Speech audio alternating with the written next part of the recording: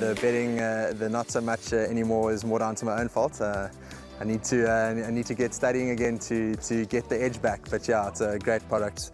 I love the exchange. It's really, in my opinion, one of the better bookmakers, if not the best bookmaker out there.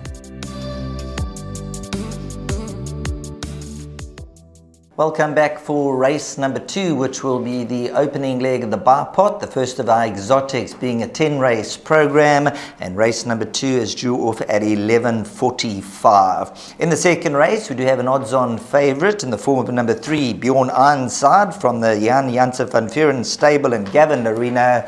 So let's take a look at the debut of Bjorn Ironside, and then also an interview with Duncan Howells and trainer Glenn Cotson. Side up towards the far side, Unbeldi, they launching together with 300 metres left to go. Lion Rampart asked to run, lugs outwards, that opens the door for Roman Agent, who went in. They followed by Unbeldi and Bjorn Ironside, but Lion Rampart, not a clue what he's doing, but packed with ability. Lion Rampart will win. Second goes to Roman Agent, then came Bjorn Ironside and Unbeldi. He's shown very good improvement in himself. I'm very happy with the horse at the moment. Obviously, the Joburg horse looks like the standout horse in the race. He showed a lot of improvement over the last couple of weeks, and I'm expecting a good run from him. Look, he's a very smart colt. We had problems with him in the Cape where he went quite shinsaw and we had to back right off him. And we brought him up here. He's had a gallop and we're very pleased with him. He was playing a little bit after his gallop. I think the gallop would have brought him on. Yeah, draw 9, we just keep getting bad draws. So when we got Richard Fourie to ride the colt, we thought we'd take our chances from draw 9. We're going to drop him out and let him run on. He is a smart horse. It wouldn't surprise me if he won, but at the same time, he hasn't been tuned up by no means. So there you heard Galactus, certainly a horse worth including, a horse with a bit of a reputation, and let's see how he goes on debut. However, Graham, number 3, Bjorn Ironside, has been gelded 140 days off the race course, but when you look at that first run, 10-1 down 5-1, they took their chances. Lion Rampart's come out to win, Roman Agent won twice, Master Casper, and then after that, runners ran in a grade 3 where Lion Rampart after that came out to win, and a horse called Winds of Change, and 1 or 2 others have done exceptionally well. By all intents and purposes, he should be tough to beat. Very hard to beat if all is well with him, if he comes here in top shape.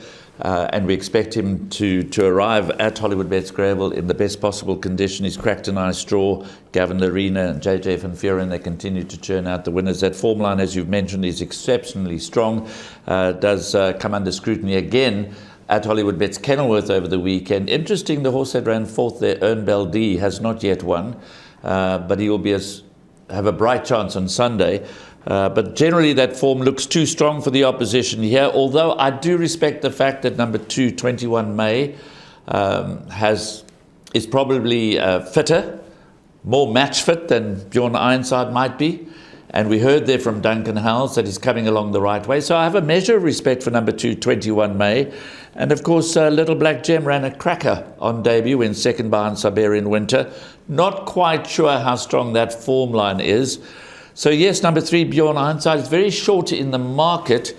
Do you banker him in the bipod, or do you take a little bit of cover? I think I'm going to include 21 May along with Bjorn Ironside and possibly also Little Black Gem. Maybe just hope to double up. And yes, of course, the favourite might win, Coming Home Lonely.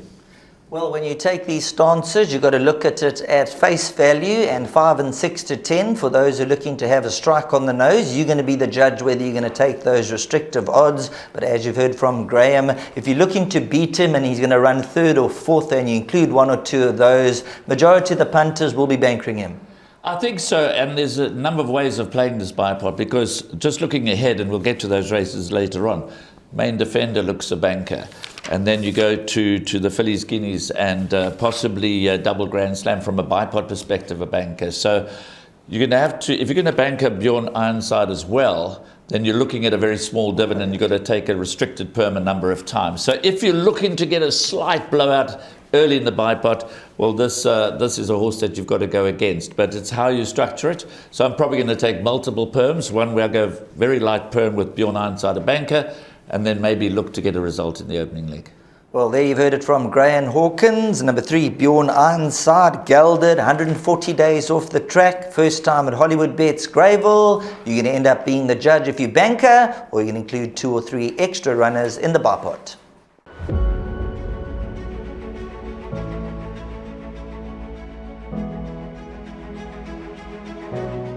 It's Donovan Everett from Cape Racing, and I'd just like to say it's an absolute pleasure to be involved with Intrabet and Cape Breeders in this golf day today here at Pearl Valley.